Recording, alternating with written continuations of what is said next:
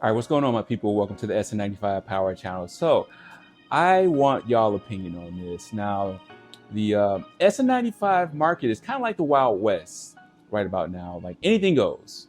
You have clapped out cars that you can buy for $500, and you have top of the food chain stuff that can go for six figures. So this is a 2004 Mystichrome Cobra. Now, 2004 they only made, I think, less than 500 of these in a convertible configuration. Now, don't get me wrong, this thing is beyond beautiful. It is OEM to its finest. But is it worth $80,000? Now, obviously it's worth $80,000 because somebody paid $80,000 for it. But I think for 99% of us on this platform, we're not looking for a 700-mile collector car. And that's all this car is. It's just a collector car. Somebody bought this car in this configuration and they put it in a bubble. So here we are years later, and this person decided to sell it.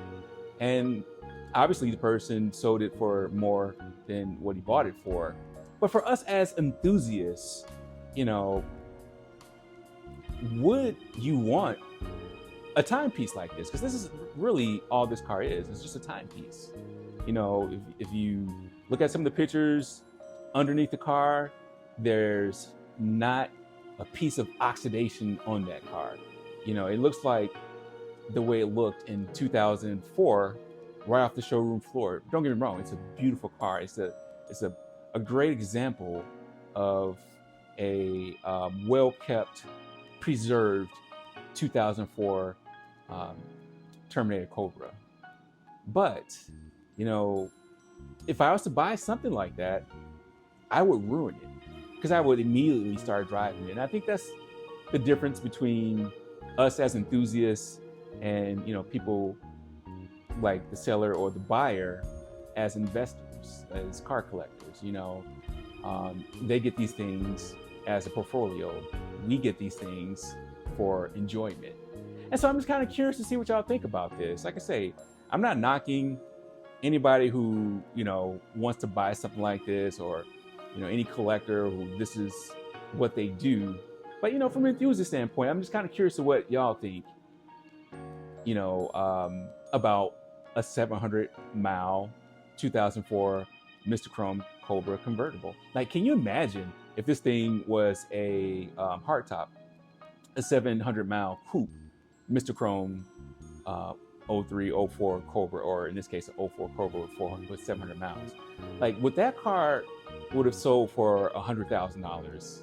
Give me your opinion on that. So I want to drop this video on y'all because, you know, the Facebook groups and the price police, you know, I think it's actually pretty funny when, you know, people sell their cars and, you know, people put their opinions in. You know, if you put your stuff out there for sale on the social media platform, you have to take, you know, all kind of comments. But, you know, this is really a extreme case of what a fourth generation Mustang can sell for.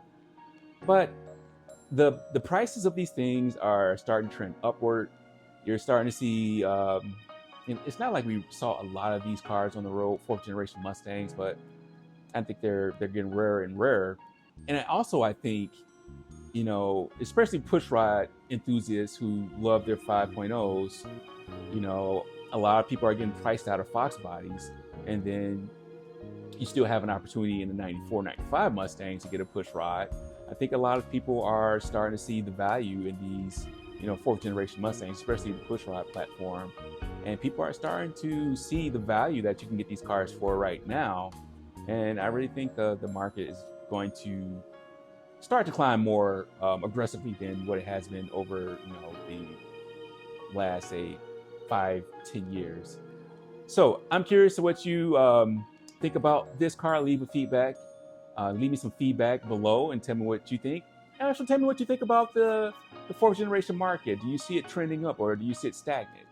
Or you think we are just in a bubble right now that's going to pop with these prices of these fourth generation Mustangs? So hey, I appreciate y'all rocking me on this video. Until next time, God bless.